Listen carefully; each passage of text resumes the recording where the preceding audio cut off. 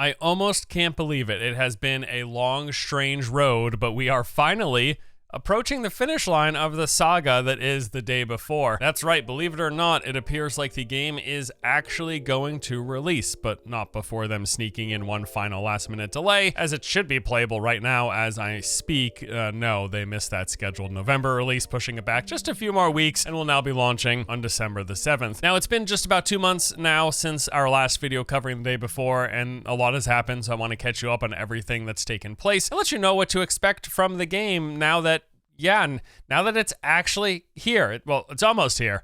No more delays, right? I'm sure. So on November the 1st, they released what was called the final trailer, a roughly 3-minute overview showing some gameplay, footage of numerous locations, and to my surprise, a fair bit of systems and features, way more than I expected the game to have. We saw combat with a few clips of players fighting zombies, even engaging other players, putting them in this down but not out state. We get another glimpse of the base of operations that look to have NPCs, vendors, crafting stations, and even other players running around. They also made mention of the spa and gym areas, which I'm presuming could be things like buff mechanics, like say you sit in the spa for a minute and you get a boost to stamina for the next hour or something along those lines. We saw the player pulling out a digital pad in order to both see and accept side quests. We get a good look at the final version of the inventory system. Pretty standard survival inventory with spots for equipment, weapons, and even pockets. And then there was the backpack storage, which had a tile-based system where larger items take up more space. In terms of items that they have, it appears to be all of the stuff you expect from a survival game: food, water, meds, ammunition, throwables, and a currency. There look to be survival mechanics in the form of a health bar, as well as stamina and thirst meters. We get a brief look at the ranch, which is what they're calling a safe space where you can place furniture, decorations, do some crafting. There's an encumbrance system apparently, not surprising. There was a weight indicator, and we get a look at the character creator where you can choose from an assortment of faces, hair, eyes, facial hair, and colors for just about everything, some personality options even. Frankly, not a bad looking trailer. Like, they've gotten better on this front for sure, presenting what looks to be an actual functional game with a few systems. Great, hope it pans out, right? Although I'd be remiss to neglect having noticed how The Day Before continues its tradition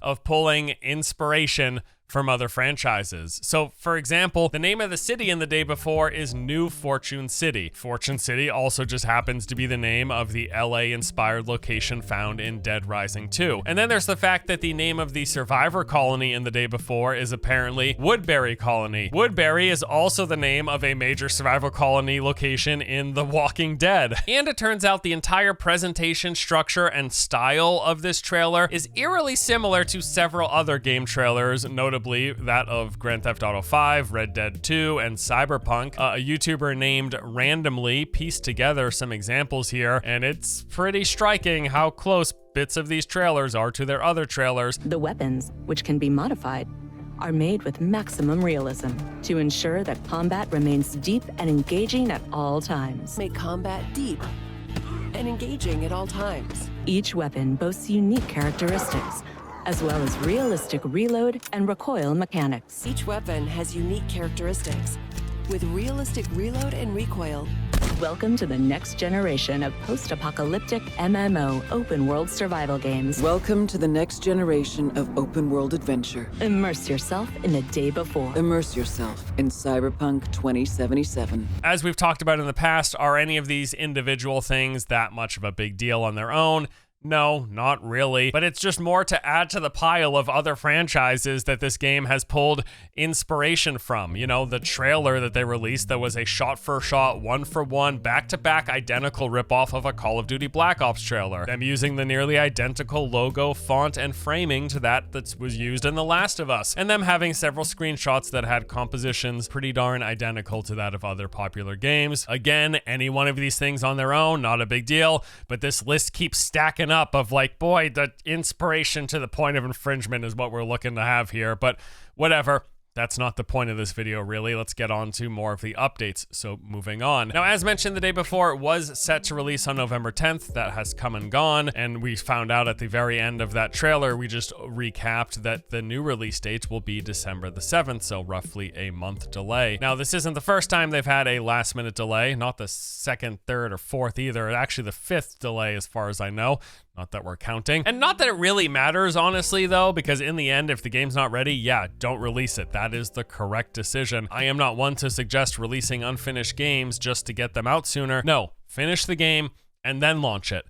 But that isn't actually what they're doing either, because one notable difference with this delay from the previous launches that they were planning is that now the game is looking to be coming into Steam Early Access, whereas in the past, all of their other release dates were for the full version of the game. To me, this is a pretty clear-cut admission from the developer that the game will not be finished. Now, I suspected that that might be the case with or without the Early Access classification, but at least now they're coming out and saying right away, hey, this game won't be complete when you get your hands on it. So the day before, we'll be joining the pantheon of early access zombie survival MMOs. At this point, I'm almost convinced that it's impossible for this genre of game not to release into early access. We will see if the day before ends up any better at its early access launch than the other zombie survival MMOs. Now, as I said, yes, a game has made its way back onto Steam. With that comes some fresh screenshots, the latest trailer, as well as some new detailed bullet points about the game and its early access launch. So when they describe the game, they say, you know, you're gonna be fighting other players for survival, you'll be surviving against the deadly infected, the zombies, and collecting valuable loot. In terms of the world, they say we'll be exploring this beautiful, rich, detailed new Fortune City, entering tall skyscrapers, business centers, massive malls, grand stadiums, and more. Love the idea of them having buildings that you can actually go into, because that's not always the case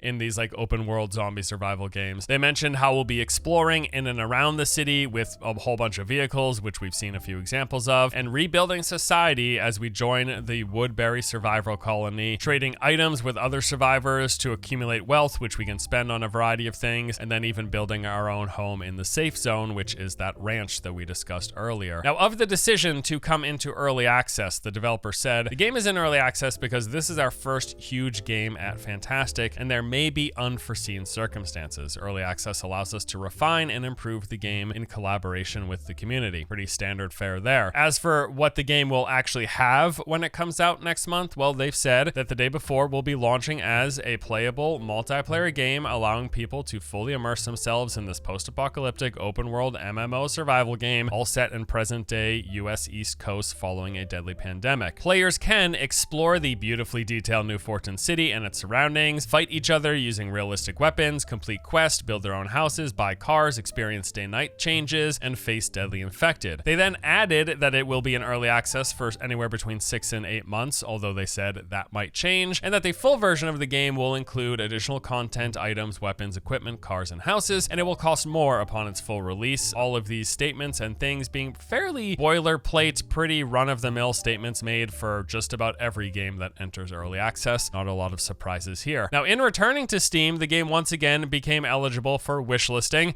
and wouldn't you know it, it's actually back near the top of Steam wishlist once again. I'm not sure if this is a fresh placement or if any of the prior wishlists just carried over when the Steam page came back online, but either way, it's back near the top of the list. Now, as I've stated numerous times in my prior coverage of this game, I think this once again points to the community's desire for a new zombie survival MMO. There is a massive appetite for this sort of a game. It is very appealing, but so few new ones are being made. The fact that this developer, with the track record they have, with all of the red flags that have been raised around this particular game, none of that matters. People just want a new survival zombie MMO, and this thing at least looks passable, and so people are very excited. That on top of the fact that the average consumer doesn't pay attention to this stuff. They're not watching these videos. They don't particularly care. They see a game, they see pretty screenshots and a decently put together trailer. That's enough to get it on their wish list for many, many people. And so, frankly, I'm not surprised that it's back near the top. It's not number one. I think as of this recording, it's sitting at place number 2. But yeah, crazy as it may sound to any of us who have been following this saga, lots of people still really looking forward to this game. And hey, I mean, I count myself among them. I know everything there is to know about the history of this developer, about everything they've showed and discussed and revealed about this game, about all of their botched communication and marketing, about all of the issues and flags and raised concerns, about the fact that every one of their games has basically been a massive flop or failure, and they've abandoned any game they've released in early access so far has been abandoned. Doesn't bode well for this one, but hey, maybe they turn things around. But even with all of that knowledge, I'm like, dude, I just want to see if the game is good.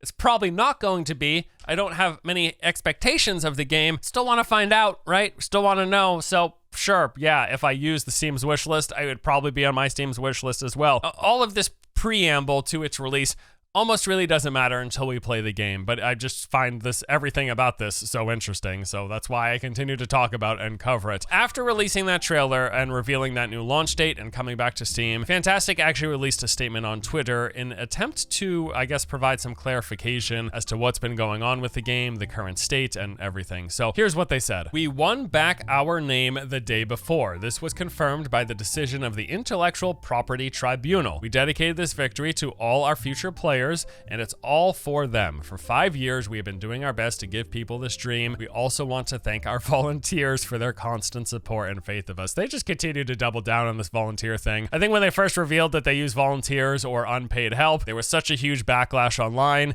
and then they came back and like clarified that they consider everyone who works for them volunteers. It's just that some of them are unpaid and some of them are paid. It's like a volunteer spirit, so they have to keep bringing it up. They have to keep being like, yeah, dude, we got volunteers.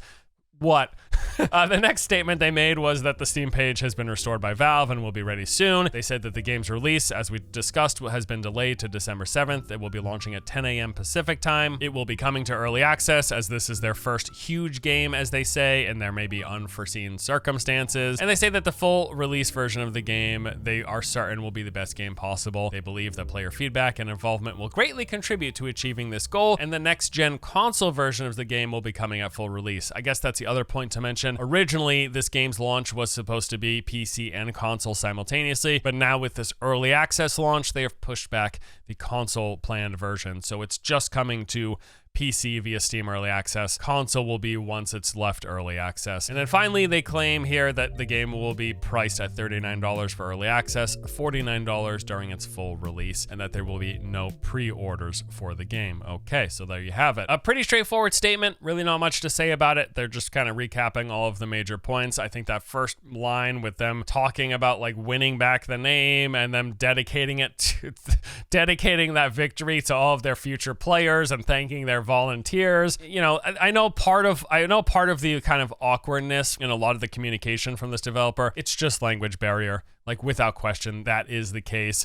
The way they present and structure sentences and the things that they're saying and the kind of what we're getting as a result, they're not native English speakers, and it's obvious in how statements are phrased. So I'm not going to rail against them for not like having perfect sentence structure. It's just sometimes hard to parse what's like poorly translated and what's just like strange statements, you know what I mean? And maybe they're one and the same, but so much of like some of the press releases and statements that they've made around this game have been real head scratchers. This has been one of the least head scratching statements. This is for the most part, it's fairly good. And yeah, I don't want to harp on like issues with language translation. It's the core message that's more important, but it's also the core message that feels so awkward a lot of times with these things. And with that said, something else they did just earlier this week that also has me like scratching my head like, what? They revealed a partnership with a ride-sharing service called IND Drive. Far as I could tell, IND Drive is some sort of an Uber alternative. So they said the day before, IND Drive collaboration. IND Drive is this international ride-hailing service headquartered in California. It's the second largest ride-sharing and taxi app worldwide by downloads. Are you ready for December 7th? We really can't wait. Hashtag day before, hashtag IND Drive. So I guess it's just like IND Drive branded cars will be in the day before, and I don't know, maybe there's like a service, maybe there's like side quest where you can play as an IND Drive driver and get paid to pick up other players who hail your taxi. It's just strange. It's just like, I saw this and I was like, what? It's just so much about this game. It's a real head scratcher. Let's not harp on it. Let's move on. I know at this point, what you're asking yourself, right? You're wondering, hey, Force, the day before beta, when is it happening? And that's a good question because, yes, if you don't recall, earlier this year in April, FNTASTIC said they're going to be hosting a beta some weeks prior to the game coming out in order to do the beta thing and make sure that it has a smooth release. Well, we got an update on the beta with an interview with IGN. We learned that the beta, it's still happening. Great news. Bad news, it's only for FNTASTIC volunteers. As we mentioned, volunteers is the word that they use for their staff, for their developers. They just have paid volunteers and unpaid volunteers. So that beta that they announced back in April, this isn't a beta test like you or I may be used to, where they get external people to come in, get access to the game in order to test it in some capacity. No, they are having an internal volunteer-only beta, which is basically just them making the game. Like when you make a game, the internal studio plays and tests the game as part of it. And sometimes they get like a QA thing. They'll either hire it out or, you know, FNTASTIC isn't hiring anybody, right? They're going to get their unpaid volunteers to test it. And that's exactly what's happening. So when they announced a beta, it wasn't saying, hey guys, get ready to play the beta. They were just saying, hey, our employees are going to be playing the beta. Like what? Again, the head scratching. I don't know. So that is up to date. As of now, everything that's been going on with the day before since our last video about 2 months ago. And where we are today is about 3 weeks away from the December 7th final official release of the game. The final one, no more delays. They promise. They aren't doing a 6th delay or a 7th delay. This is it, right? And if that happens and the game comes out and we can finally play it, what are my expectations? Well, my expectations are the same that I would have for any zombie survival game that's launching into Steam Early Access. Pretty low. You add to that the fact that this is a developer with a poor track record. They've made some unbelievable blunders in their marketing, in their messaging, all of the inspiration that they're taking, all of the vertical slices and videos that they've since deleted that are not at all representative of what this final version is going to be. The studio consisting of mostly entirely volunteers, many of which, as far as we know, are unpaid, takes the low expectations I might have for a zombie survival MMO coming onto Steam Early Access, and that knocks it down 1 or 2 notches. My hopes are high, like with any game, and particularly with a game that's in a genre that I find appealing, which I do. I get why this game is near the top of Steam wishlist, even after everything that's happened. I get it, because yes, zombie survival MMO looks half decent, like in screenshots at least. Yeah, right. That's something that I find appealing. So my hopes are high. My expectations are extremely low, given all we know and all we've seen. But hey, I will be super happy if this game comes out and it's even mediocre. Even if this game is mid, I'll consider that a win, all things considered.